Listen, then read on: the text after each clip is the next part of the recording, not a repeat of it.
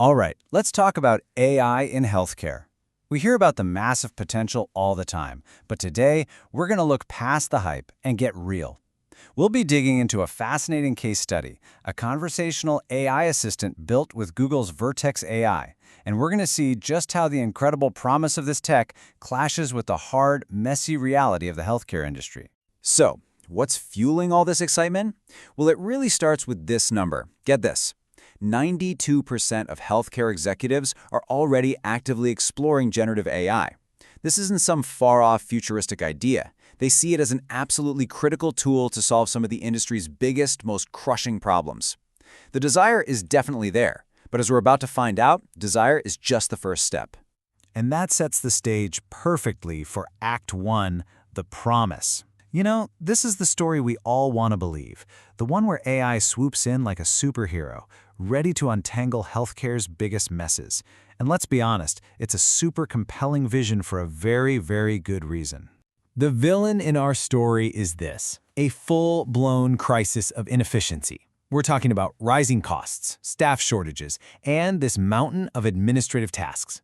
This paperwork doesn't just eat up a huge chunk of healthcare spending, it eats up the precious time of clinicians. And that leads directly to burnout, and it pulls these amazing, skilled professionals away from what they're meant to be doing, actually caring for patients. So enter our hero, conversational AI.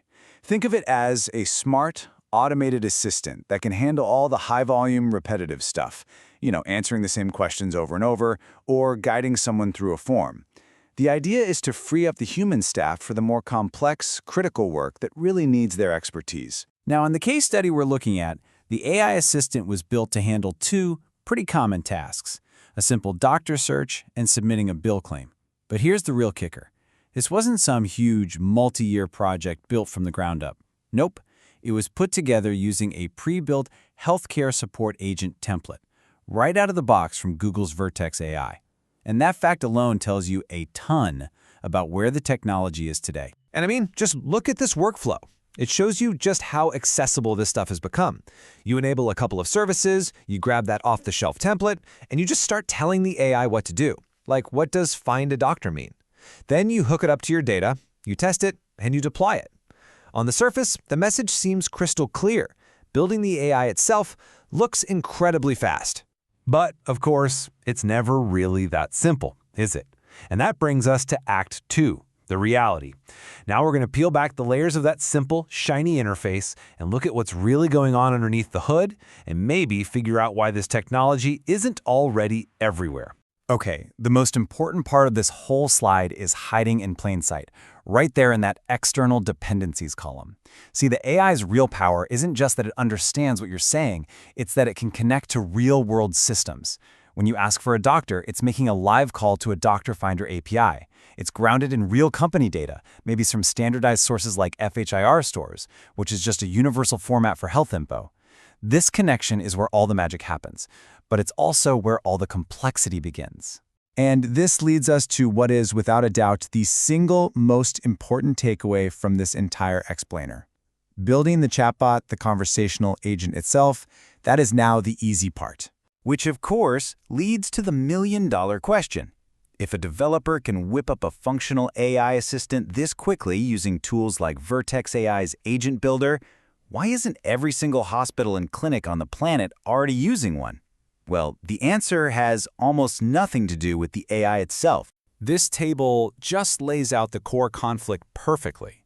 On the one side, you've got all these clear, awesome benefits of the AI we saw in our case study. But on the other side, for every single technical promise, there's a massive, systemic challenge that's just baked into the healthcare industry. The tech is ready to go, but the world that has to live in, that's a whole other story. And these are the real giants you have to slay. You're not just building a chatbot, you're handling protected health information, which demands ironclad security and explicit patient consent under rules like HIPAA. Then you've got the monumental task of trying to integrate with these ancient, complex, monolithic electronic health record systems. And on top of all that, the data itself is often a fragmented mess, stuck in different silos. Honestly, these hurdles are way, way harder to overcome than writing a single line of code. So, Where does that leave us? Is it hopeless? Not at all. And that brings us to our final act, the path forward. See, this isn't about giving up on the technology. It's about being really strategic and smart about how we actually put it to work to get that real transformation we're all looking for. The very first step forward is a huge shift in mindset. You have to understand that the goal of AI in healthcare isn't to replace human experts. It's about augmenting them. Let the AI handle the boring, repetitive, administrative grind so that our doctors, nurses, and staff can focus their time and energy on the complex, high-empathy work that only a human can do. So what does a smart rollout actually look like? Well, first, you start with the data. Before you even think about building an AI, you need a solid strategy to clean up and standardize your data into formats like FHIR. Second, you build a team that includes not just the tech gurus, but also legal, compliance, and clinical pros from day one. And third, you do this in phases. Start with low-risk administrative tasks, learn from them, and build a really solid governance framework before you even think about touching more sensitive applications. And in the end, it really all comes down to this. We know we can build these tools. Platforms like Google's Vertex AI have made the technology itself more accessible than ever before. The real question, the one that's going to define the next decade of medicine, is how we build it responsibly. The challenge isn't technological anymore. It's a test of our strategy, our systems, and our collective will. So the question we're left with is this: are we ready to do the hard work that comes after the code is written?